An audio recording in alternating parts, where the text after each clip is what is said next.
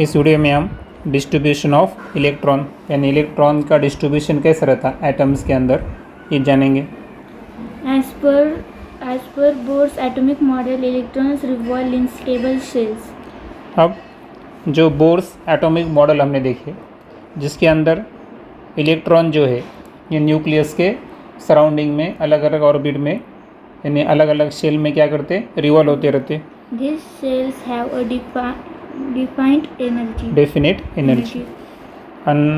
इसके बाद अगर देखेंगे हम तो हर शेल के अंदर जो इलेक्ट्रॉन्स रहते उनको पर्टिकुलर क्या रहती डेफिनाइट एनर्जी। यानी अगर कोई के कक्षा में है यानी फर्स्ट शेल में है या कोई सेकंड शेल में है तो हर एक की अपनी खुद की क्या है डेफिनेट यानी एक निश्चित वैल्यू है एनर्जी की।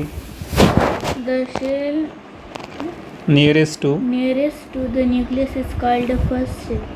अब जो सेल न्यूक्लियस के सबसे करीब रहेंगी उस सेल को क्या बोलेंगे हम first cell. The next cell is called the second cell. उसके बाद जो बाहर की अनदर शेल रहेंगी उसको क्या बोलेंगे हम second cell. A symbol n is used for the ordinal number of a cell. अब सेल का नंबर अगर दिखाना है तो हम क्या दिखाते हैं small n. The cell are referred to by the symbol KLMN corresponding to the ordinal number n is equal to 1, 2, 3, 4.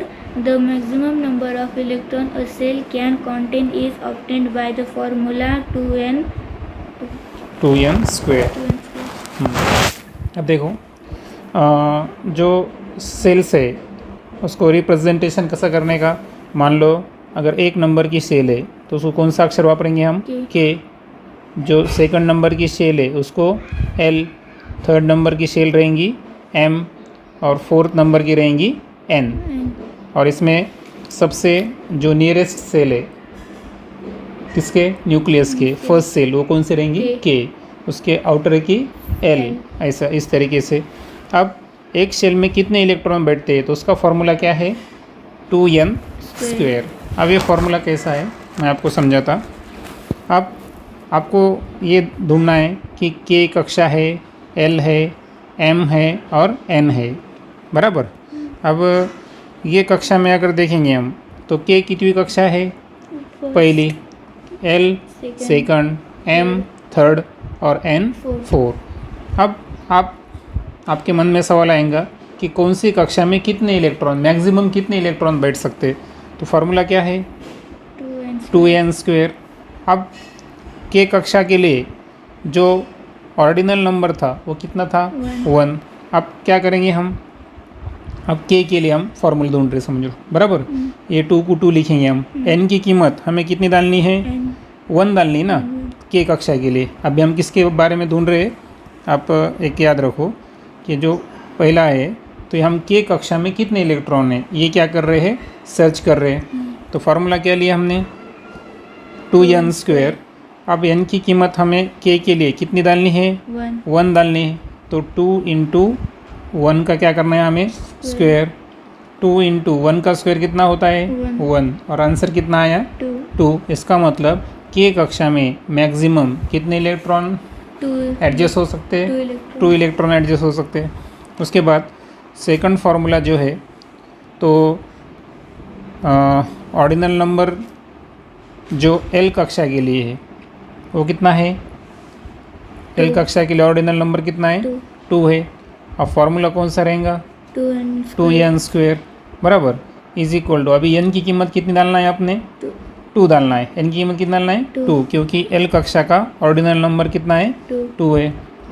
2 into क्या करेंगे हम 2 का स्क्वायर। 2 इंटू 2 का स्क्वायर कितना था 4 इज इक्वल टू 8। यानी एल कक्षा में कितने इलेक्ट्रॉन अकमांडित करते 8 इलेक्ट्रॉन उसमें एडजस्ट हो सकते मैक्सिमम। उसी किस्म से तीसरी कक्षा जो है ये कौन सी है एम। इसके अंदर कितने इलेक्ट्रॉन हो सकते ये अगर हमें निकालना है तो आपको पता है एम के लिए जो ऑर्डिनल नंबर है वो कितना है 3 है। अब फार्मूला क्या है अपना 2n स्क्वायर बराबर 2 n के जगह क्या डालेंगे हम 3 का क्या लेना है स्क्वायर। 3 का स्क्वायर कितना है 9, 9 2 ज़ा 18, 18। इसका मतलब जो m कक्षा है इसमें मैक्सिमम कितने इलेक्ट्रॉन एडजस्ट हो सकते हैं? 18, 18 इलेक्ट्रॉन एडजस्ट हो सकते। और उसी किस्म से जो 4th नंबर का है तो वो कौन सी कक्षा थी? n। N, अब n कक्षा में कितने इलेक्ट्रॉन बैठते हैं ये अगर ढूंढना है तो हमें उसका ऑर्डिनल नंबर मालूम होना। n का ऑर्डिनल नंबर कितना है? स्मॉल n कितना है उसका? 4 है। वो हम कैलकुलेट करेंगे। ठीक है, फॉर्मूला क्या है अपना? N, 2n square. क्या है? 2n square, square 2 into n की कीमत कितना लाना है? 4, 4 का स्क्वेयर 16, 2 इंटू 4 का स्क्वेयर कितना है? 16 इज इक्वल टू 32, 32। यानी n कक्षा में मैक्सिमम कितने इलेक्ट्रॉन कमांड हो सकते हैं? 32। तो आ गया समझ में? ऑर्डिनल नंबर 1 कौन सी कक्षा के लिए है? k, P, जिसमें मैक्सिमम कितने इलेक्ट्रॉन एडजस्ट हो सकते हैं? 2। उसके बाद ऑर्डिनल नंबर 2 ये कौन सी शेल का है? L, L, उसमें मैक्सिमम 8 इलेक्ट्रॉन 8। उसके बाद जो थर्ड शेल है या जिसका ऑर्डिनल नंबर 3 होता है उस शेल का नाम क्या है? M, यम। थर्ड शेल में कितने इलेक्ट्रॉन 18 एडजस्ट हो सकते हैं? मैक्सिमम 18, 18। और जो 4 ऑर्डिनल नंबर है तो ये कौन सी कक्षा का है? 4, एन शेल का है। और एन शेल में मैक्सिमम 32, 32 इलेक्ट्रॉन तो कमांडेड हो सकते हैं। आगे फॉर्मूला समझ में? हाँ, 2 8 18 32 as As the magnitude of n increase, the energy of an electron is that shall increase.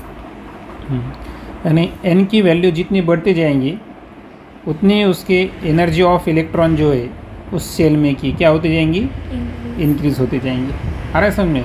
n की वैल्यू जितनी इंक्रीज होंगी उसका मैग्नीट्यूड जितना बढ़ेगा तो एनर्जी ऑफ इलेक्ट्रॉन उस सेल के अंदर क्या हो जाएगा? Increase. इंक्रीज होएगा। अब देखो यहाँ पर एक चार्ट दिया है हमें, बराबर। इस चार्ट को हम क्या करेंगे? कंप्लीट करने का ट्राई करेंगे। सिंबल के था, ऑर्डिनल नंबर कितना है उसका? 1, 1। अब 2n स्क्वेयर में 1 प्लेस करें तो अब बताओ क्या होगा? 2 इंटू 1 का स्क्वेयर कितना आएगा? 1। और 2 इंटू 1 इज इक्वल टू 2। यानी मैक्सिमम कितने नंबर ऑफ इलेक्ट्रॉन कितने बैठेंगे उसमें? के शेल में। आ रहा है समझ? एल शेल के ऑर्डिनल नंबर कितना है? 2।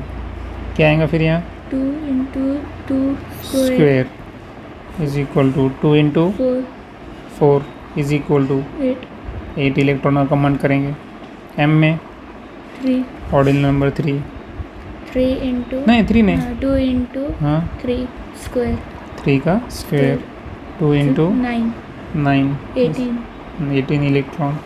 और उसी किस्म से 4, 4 में 2 into 4 square, 16, 2 into 16, 16 is equal to 32। होगा chart complete. Write the maximum number of electron is a shell using the above table: K shell, L shell, M shell and N shell. तो अब बोलो। ठीक है, हम अलग पेन लेंगे। के शेल में कितने इलेक्ट्रॉन आए अपने पास? 2, मैक्सिमम 2। एल में 8, 8, एम में 18, 18 और एन शेल में 32. 32। तो ये इस तरीके से इलेक्ट्रॉन का क्या रहता? डिस्ट्रीब्यूशन रहता। आ रहा समझ में आपको?